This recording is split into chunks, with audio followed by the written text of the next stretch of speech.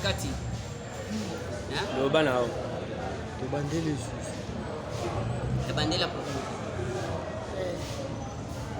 Zara répondre le message Je répondre le message à Simba. Loba nao. Appelle les aguets pas dans notre écran. Appelle ne pas nao. Nini chamo d'avion pour appeler ko. Webi ko cha monte d'avion. Yo loba token. Lungwana. Abanda. Alhamdulillah. Bismillahir Rahmanir Rahim. Alhamdulillah. Wassalatu wassalam ala ashrafil anbiya wal mursalin wa ala alihi wa ashabihi ajma'in. Ashhadu an la ilaha illallah wa la sharika lah wa ashhadu anna Muhammadar Rasulullah sallallahu alayhi wa sallam. Au nom d'Allah, les doux miséricordieux, les très miséricordieux. Louange à Allah, Seigneur de l'univers, les maîtres des circonstances, les maîtres du jour de la rétribution. Paix et bénédiction d'Allah soit sur les derniers prophètes de l'islam, notre bien-aimé Muhammad, sa famille, ses compagnons, à tous ceux qui se suivent fidèlement et vertueusement jusqu'au jour de la rétribution. Amin. Amin. Nakombo ya Nzambe, oya zali kolonguya pe Nzambe ya mawa. Nasili kozongisa matondo epa ya Allah. Matondo nyonso ezali ya Nzambe. Esengeli kozala reconnaissant epa ya Nzambe. Oyo asili kokomisa biso na mokili. Alobi na 3e chapitre ya Coran na 6e verset. Alobi yende mutapesaka forme na kati ya matrice. Oyo elekaka na kati ya libumu. Kameme mama oyo akumbaka zemi ayebaka te oyo elekaka na kati ya libumu. Mais oyo asila kokela biso ezali Nzambe na kati ya libumu na kati ya mabuma ba mama na biso. Pe na sengi kimia pe mawa pe mapamboli ya Nzambe ezala likolo ya prophète Muhammad oyo asili kokomisela biso enseignement. Pe na sengi kimia mawa ya Nzambe ezala likolo ya ba compagnon na ye, likolo ya famille na ye pe likolo ba compagnon na ye na ba nyonso ba kozalaka fidèle na enseignement ya Allah na ya prophète na ye tina mokolo suka. Amin. Eloko tokolobela lelo ezali sur risala message o Nzambe apesaki ba prophète na 124 000 prophètes o Nzambe atindi na mokili. Bango nyonso Nzambe apesi bango risala message ba transmettre message epai ya bato. Eza na mosala moko te oyo eleki kobenga bato na nzela ya Allah subhanahu wa ta'ala. Yango ezali plus meilleur koleka misala nyonso. Kobenga bato na nzela ya Allah subhanahu wa ta'ala. Eteke bato basambela Nzambe. Ba prophète nyonso Nzambe apesi bango message. Ba transmettre message ya Allah epai ya bato. Bato basambela Nzambe. Bato bayebaka Nzambe azalaka moko, Nzambe mosusu azalaka te. Dieu le Père, Dieu le Fils, Dieu le Saint-Esprit azalaka te, Nzambe azali moko. Ono wasili koyebisa peuple na ye. Asili koyebisa bango ya hayu allazina amanu as-salatu itakula. No wasili koyebisa peuple na ye ke bino bayebo sili kondimela. Bosambela pe bobanga Nzambe na bobangi ya solo. Message on Nzambe asili kopesa ba prophète. Bato basambela Allah subhanahu wa ta'ala. Batika mabe bato basambela Allah subhanahu wa ta'ala. Quand même koya ya Jésus na mokili kimia Nzambe za likolo na ye asili agote ya bato basambela Nzambe. Nasili kozonga na histoire ya Jésus. Ange Gabriel Nzambe asili koyebisa Ange Gabriel yebisa Marie to kocha bikamusi kati ya mwana na kozala bikamusi na kati ya mokili. Pe Jésus tango ayaki azalaki kosala ba miracle. Ba miracle nyonso Jésus azalaki kosala to na 5e chapitre ya Coran na 110e verset Nzambe alobi miracle nyonso Jésus asalaki ezalaki na volonté ya Allah subhanahu wa ta'ala. Ezalaki na volonté ya Jésus te, mais par volonté ya Allah subhanahu wa ta'ala. Na sima na yango tango Jésus asili koya na mokili azalaki kosala bikamusi bato o balandaki Jésus, bato balandaki Jésus. Balandaki ye pourquoi pona bikamusi o Jésus azalaki kosala. Yango moni même na mboka na biso lelo soki mutakomi kosala ba biloko mo boye bato bakomi kolanda ye ya solo ya za na vérité. Bato balandaki Jésus pona bikamusi o Jésus azalaki kosala. Plus de 72 personnes o basala kolanda Jésus.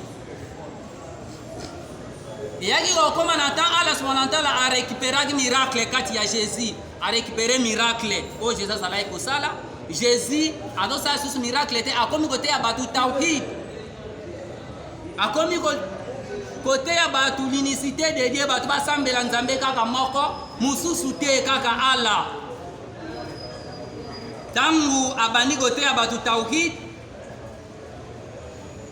na 70 personnes oyo balandaki ye babandi kobenda na moko me type yango azalaki kosala bamiracle azosala su bamiracle te akomi koteya biso ke tosambela nzambe kaka moko azokoka susu kosala bamiracle te mais Jésus akomi koteya batu tawhid batu bayeba basambela nzambe moko oyo asila kotinda ye na kati ya mokili. Je pense que soki tokei na buku ya bandeko bakrétien dans Jean chapitre 17 verset 3 Jésus azoloba oh la vie éternelle on connaît la vie éternelle à toi le seul vrai Dieu c'est lui qui m'a envoyé Jésus-Christ sur la terre ezali tawhid tant Jésus akomi koteya batu tawhid bato balandaki ye na plus de 72 personnes wana babandi kobenda na moko pourquoi Jésus azosala su bikamu sita akomi koteya batu kaka tawhid babandi kobenda na moko 60 personnes bakimi baye kotikala 12 na 12 personnes bango oyo bayaki kokoma na ye ntina suka lolenge moko ntango Jésus akei na espace wana nyonso ignorance ekotaki pourquoi entre prophète na séparation wana ignorance ekotaki bato bakomi kosambela Jésus comme un Dieu tandis que koya ya Jésus na mokili ateyaki bato ke bondimela ngai vraiment je suis le messager d'Allah ndenge moko na Noé na surat Nuh verset 3 Noé asili koteya peuple na ye ya ayyuhallazina amanu as-salatu intaqula Noé asili koteya peuple na ye ke bino baye bosili kondimela nzambe bosambela nzambe pe bobanga nzambe na bobangi ya solo pe botindama na ngai Noé nazali motindama ya nzambe ya solo kimia nzambe za likolo na ye risala message o nzamba pesi ba prophète ba transmettre message pa ya bato tangu Jésus akei ne karu wana nyonso ignorance ekotaki tangu ignorance ekoti bato bakomi kosambela Jésus comme un Dieu tandis que koya Jésus na mokili atikala koyebisa bato te que je suis Dieu nga nazali nzambe mais Jésus asili koyebisa bango ke via seko na seko tokoyebaka yango kaka na nzambe moko asila kotinda ngai Yesu Masiya etanke motindami na ye na kati ya mokili botindama na ngai Jésus nga nazali motindama nzambe ya solo ignorance wana ntango ekotaki bato bakoma kosambela Jésus comme un Dieu nde nzambe aye kotinda prophète na biso Muhammad kimia nzambe ezala likolo na ye ntango atindi prophète Muhammad nzambe asili koyebisa prophète Muhammad koli ya Muhammad cool Muhammad loba na bango nga nzambe nde chapitre wana ekokita ezali 112e chapitre Coran ezali na 114 chapitre na 112e chapitre nde nzambe asili koyebisa prophète Muhammad loba na bango nga nzambe nazali nzambe moko nabota te pe nakokani na eloko moko te nzambe abotama te Allah subhanahu wa ta'ala azalaka na mwana te pe abota te akokani na eloko moko te oyo kingandi akokana na nzambe oyo kingandi akokana na nzambe soki musulman olobi bongo ezali kufuru il faut kata su shahada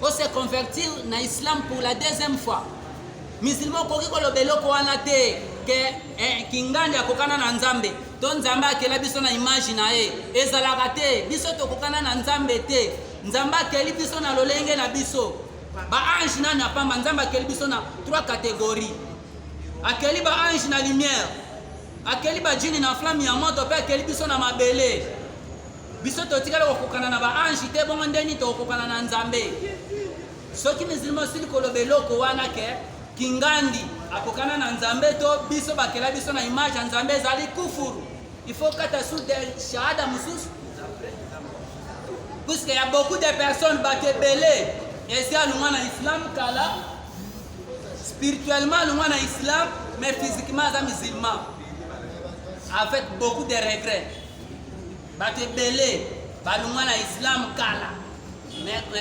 physiquement boye baza ba musulman, spirituellement baza su ba musulman te, spirituellement baza su na islam te, physiquement boye baza ba musulman. Pourquoi? Shahada na bango sila kokoya déjà.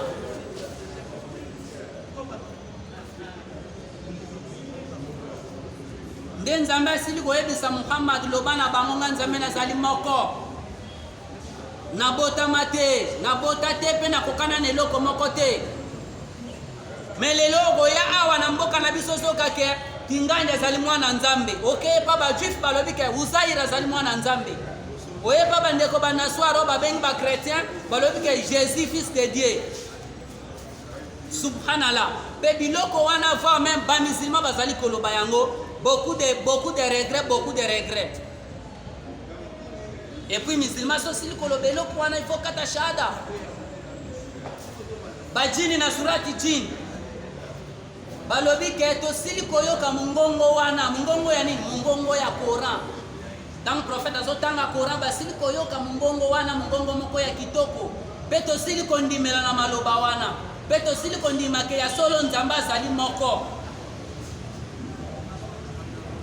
Nzamba azali moko, nzambe abota te, ba jin o bazali ba être invisible, basili kondimela ke ya solo nzamba azali moko, pe nzambe azalaka na mwana te, ba jin na surati jin basili koloba bongo. Allah subhanahu wa ta'ala asili kokela biso, pe asili koyebisa Muhammad loba na bango basambela kaka nzambe kaka moko. Muhammad aye koloba ke il n'y a pas de divinité en dehors d'Allah. Nzambe adoration mususu, divinité mususu en dehors ya nzambe ezalaka te. Tosambela nzambe moko, asila kotelemisa mapata sambo, mabele sambo. Lelo so mutu azotonga ndako, to mutu azotonga ndako, to mutu azosala eloko moko, ifacha bisimbelo oyo kosimba yango na se bamakonzi. Me nzambe asila kotelemisa mapata ezalaka na esimbelo te. Nzambe abimisa mai kobanda kote mai eutaka ekawukaka te. Lelo moko biso tozala tosali resi dezoboye, me moko mai ekei, me ya nzambe ekawukaka te. Tobanga nzambe, craignez Allah, c'est comme si vous le voyez lui devant vous. Banga nzambe lokolo zali komona ye liboso na yo, nyonso kosala salango mpona Allah. Sunga mutu mpona Allah, kosunga mutu mpona intérêt te ke ngai nazosunga ye po lobi ye pazongsela ngai, sala musala nyonso mpona Allah. Sunga mutu, salisa mutu, sala bolamu mpona nzambe, nzambe apeso récompense. Récompense nzambe akopesa yo eleki oyo bato bakopesa yo. Quelque chose bato bapesa ba million, bato bapesa ba building, eza na importance te. Pesila koyeba ke mokolo kokufa nyonso ekotikala. Ba prophète nyonso nzambe apesa bango risala, message ba transmettre pa ya ba transmettre message ya nzambe pa ya bato. Bato basambela nzambe, batika bisala sala, bato batika bisala sala. Mais lelo biso nyonso tokomi posa bisala sala. Biso nyonso lelo tokomi posa bisala sala. Mutu nyonso akomi koluka kaka baye. Mutu nyonso akomi koluka akoma na mbongo. Toyebi oyo kokomela bato mbongo na mukolo suka. Na kati ya 10 nzambe azolobaki akotemisa ba riche pendant 50 000 ans ya kotelema avant na ba juge ete 50 000 ans. Akotemisa bango 50 000 ans. Bato mbongo bazana 2 questions kotuna bango. Question liboso mbongo no zwaki yango lolenge nini? Deuxième question mbongo yango osalelaki nini? Avec beaucoup de regrets, oke kozwa mbongo na ndenge moko ya haram, oke ko escroquer, oke ko botola, oke kozwa na bandako banganga.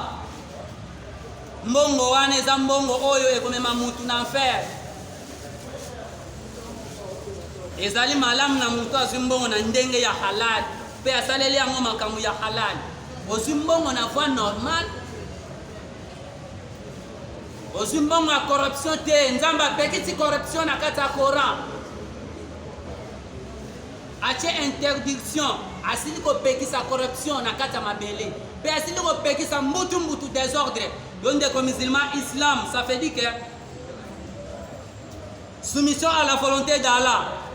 kozala botosi na mibeko ya nzambe na mibeko ya un quelqu'un te kozala botosi na mibeko ya nzambe oyo nzambe asili koloba nyonso samini antwaina toyoki mpe totosi tosaleli maloba ya nzambe bakakolaka yango te maloba ya profete bakakolaka yango te samini antwaina toyoki mpe totosi tokoki kodecevoir maloba ya nzambe te esengeli tozala sumi na maloba ya Allah toluka vie éternelle. Alhamdulillah wa salatu wa salam ala ashrafil anbiya wal mursalin wa ala alihi wa sahbihi ajmain. Kata